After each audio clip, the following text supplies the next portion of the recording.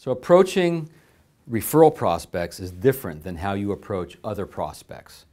And as maybe you've already heard me say, a lot of folks make the mistake of approaching their referral prospects the same way they'd approach any other prospect, and we're really missing a huge opportunity if we do that. First of all, if we're getting introduced, which is what we want, then whoever we're contacting has a sense of us already, and they're open to hearing from us, which is always a leg up, right? We're ahead of the game when we're doing that. And what we want to do is we want to use some of that information that we collected in creating the introduction in the opening of the phone call. So one of the things I teach folks to do is say to their referral source, usually their client, tell me something you like or admire about George or respect about George. Sometimes people will volunteer this information, sometimes we're asking for it.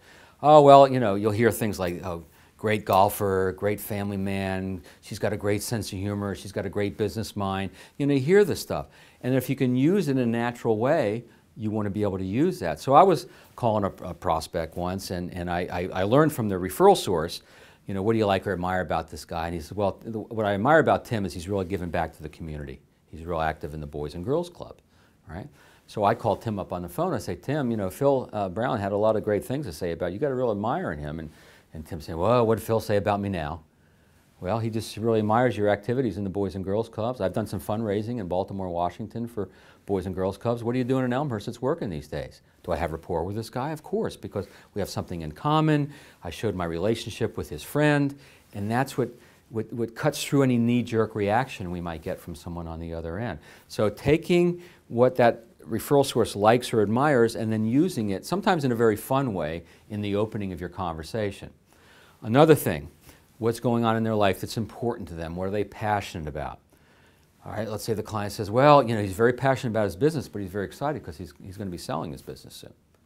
So from a financial standpoint, I might call this. I might say, hey, George, Bob says that you're selling your business. He says you're pretty excited. That sounds pretty good.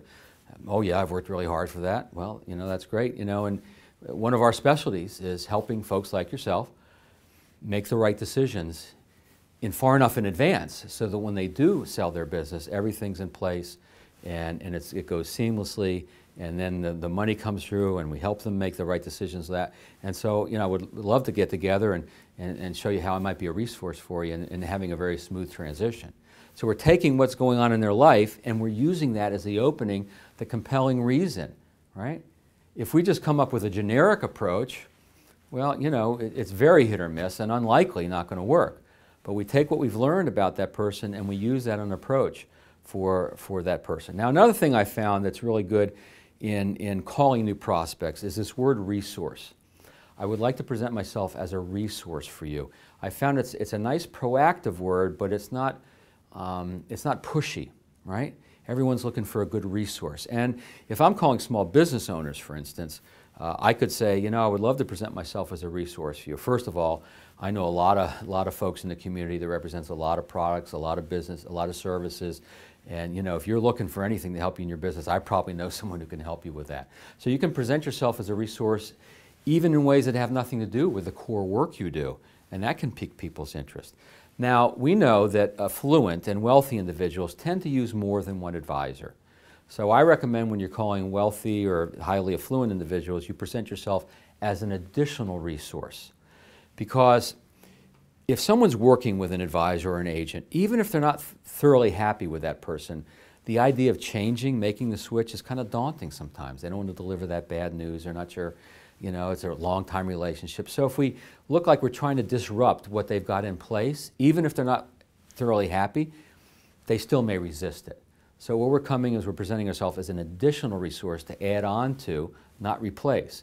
Now you may end up replacing who they're working with, but initially you're going in to add on to, and you ask some good questions, you share some good ideas, next thing you know you got a piece of the business, and then it grows from there. So present yourself as a resource or an additional resource when you're calling your referral prospects. So in summary, one size does not fit all when it comes to approaching your referral prospects. Use what you've learned from your referral source. This is a tremendous source of information about your prospect that you can't get anywhere else.